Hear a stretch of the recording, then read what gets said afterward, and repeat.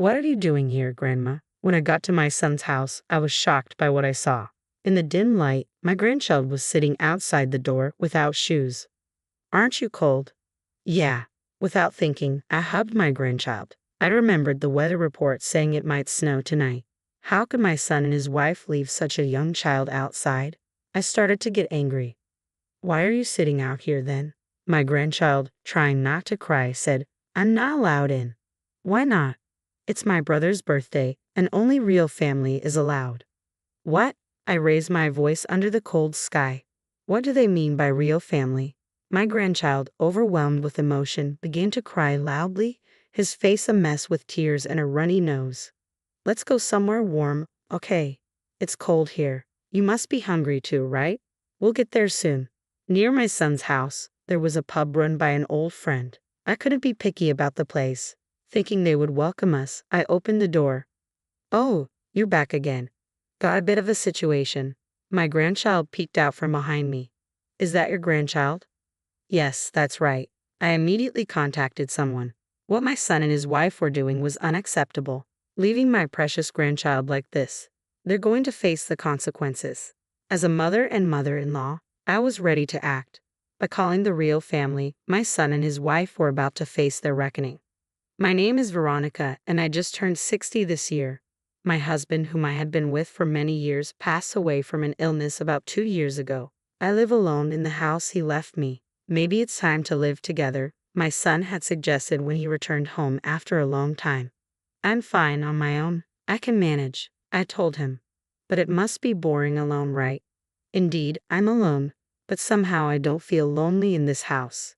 That's a shame. Sally, my son's wife, who came with him, seemed a bit relieved. My reluctance to live together was largely due to her presence. She was my son's second wife.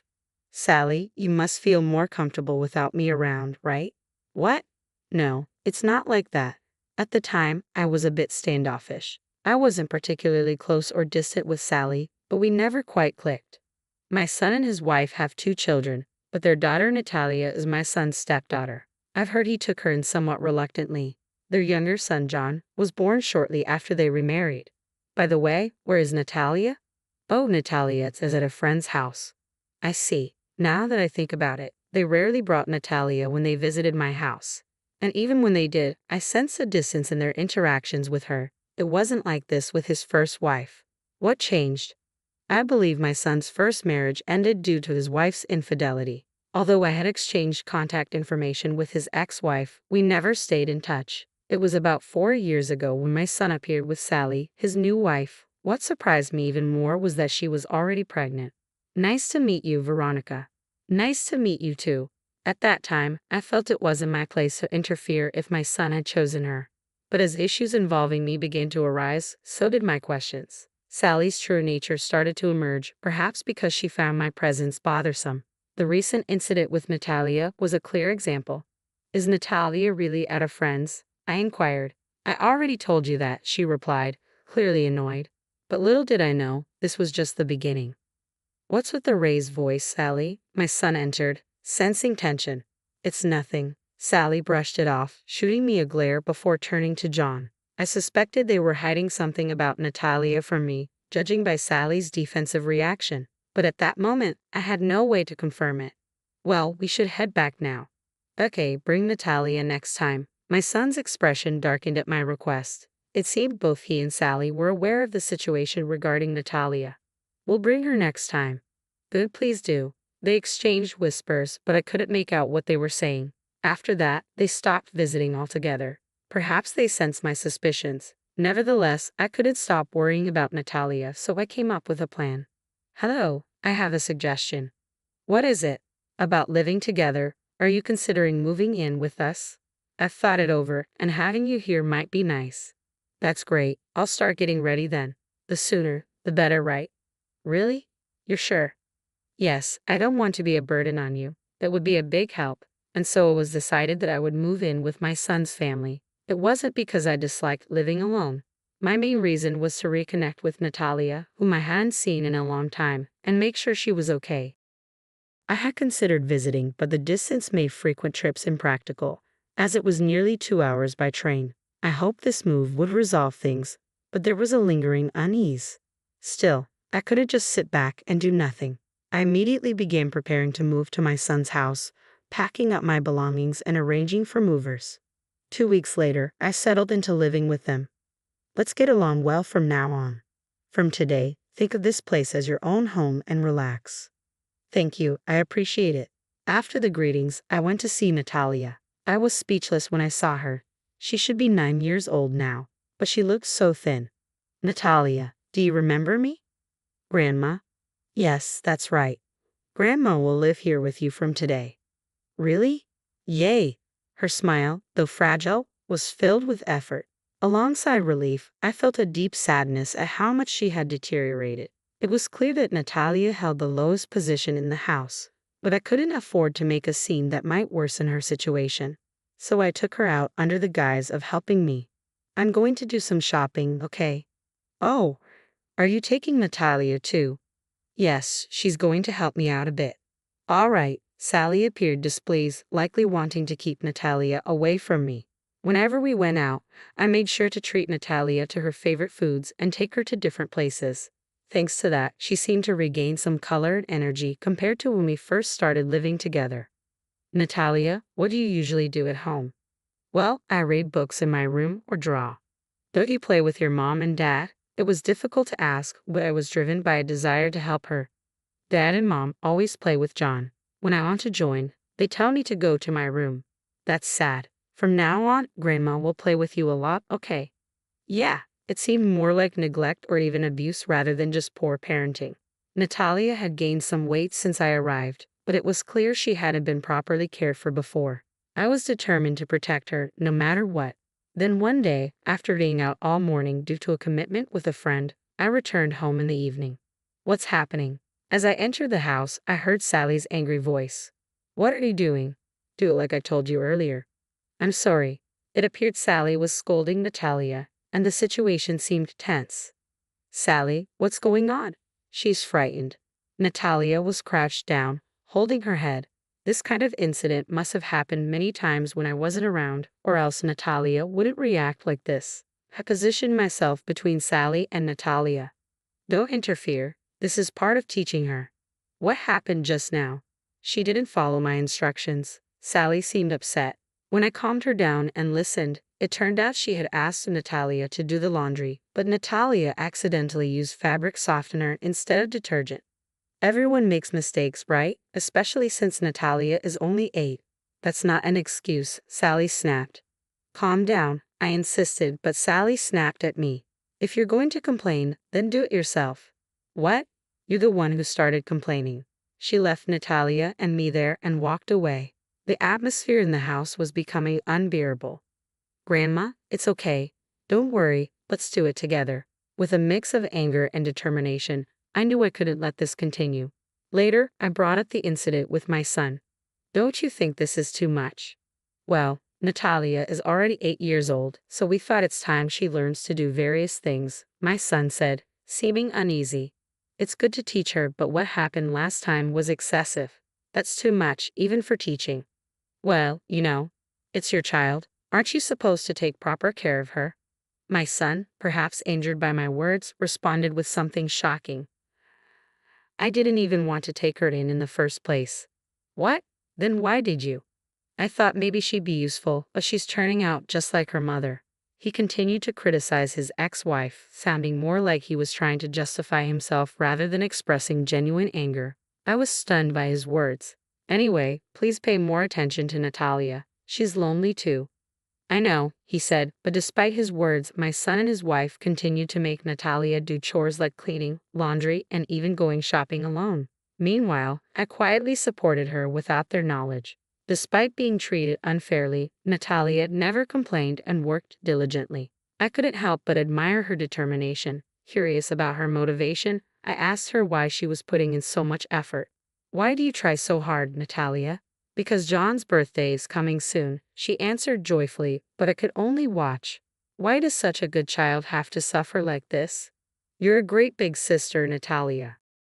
Yeah, I'm John's big sister. I refrained from reprimanding my son and Sally, hoping Natalia's positive spirit would endure. Gradually, their behavior seemed to soften, and a period of calm settled in. I need a little help with something. What do you need help with?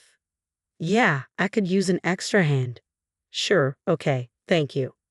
Can you help right now? Now, I suppose I have to. Let me get ready and head out. One of my friends had opened a pub about 6 months ago.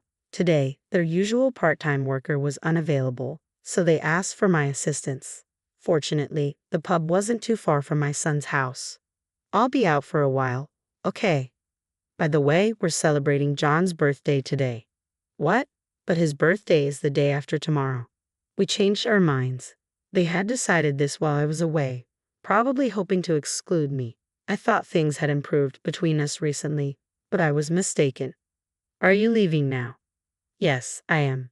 Don't worry, we'll enjoy the birthday together as a family. I left the house, but Sally's displeased expression lingered in my mind.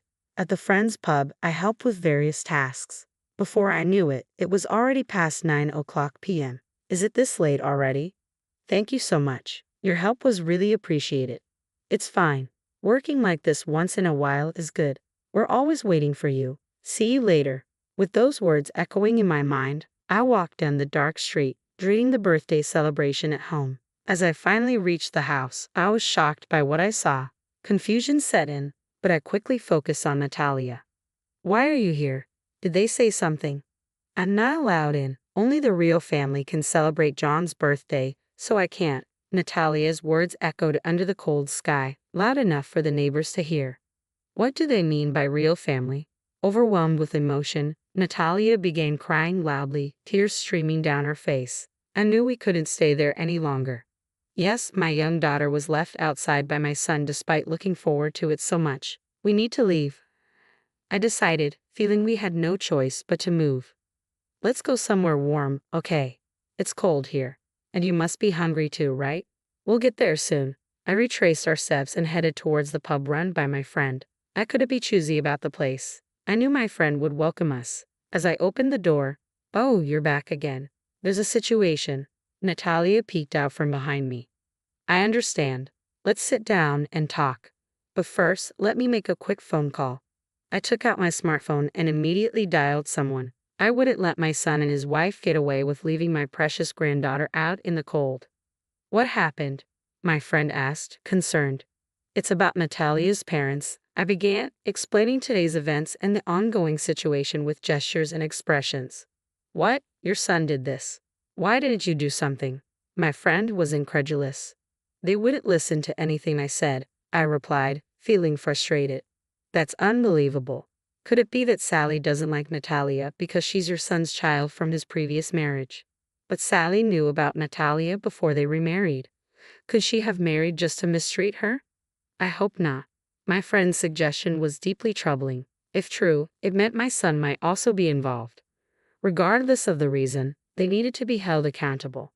Just then, Natalia's stomach growled loudly. "Right, you must be hungry. Can you prepare something for her to eat? How about an omelette?" Natalia's face lit up like a blooming flower. "I'll go make it. Wait here," I said. Natalia nodded eagerly, and I gently stroked her head. The omelette was ready in about 5 minutes, and Natalia ate heartily. About 30 minutes later, the door opened, revealing a familiar face. "It's been a while, Olivia. Long time no see." The person I had called was Olivia, my son's ex-wife. "Natalia, do you remember me? You're my mom, right?" "Yes, that's right, sweetie." Natalia immediately hugged her. Seeing them together brought tears to my eyes, but I held them back. "What's going on?" Olivia asked. "Sorry for the sudden call. There's a serious situation." "What happened?" I explained Natalia's situation to Olivia. "If only I had been more responsible, this wouldn't have happened." "Don't blame yourself. It's not your fault," Olivia reassured me. "I have something to say too." Olivia began to explain how her divorce unfolded and why Natalia ended up with my son. As she spoke, it was difficult to comprehend the events that had transpired. "Is that true?" "It may be hard to believe, but it's all true." Unbelievable. The truth emerged that Olivia had been wrongly accused by my son and Sally. Despite hearing about Olivia's alleged infidelity leading to the divorce, it was actually my son who had been unfaithful with Sally. Olivia's account seemed genuine. Natalia's reaction upon seeing her real mother further affirmed it. Moreover, the lawyer my ex-husband hired was in on it. No matter what I said, they wouldn't believe me. I never forgot about Natalia, not even once. I placed my hand on Olivia's shoulder. Don't worry, I'm on your side, no matter what. Thank you, but what do we do now? We pondered how to resolve the current situation. At that moment, several customers were present at my friend's pub. A man stood up and approached us.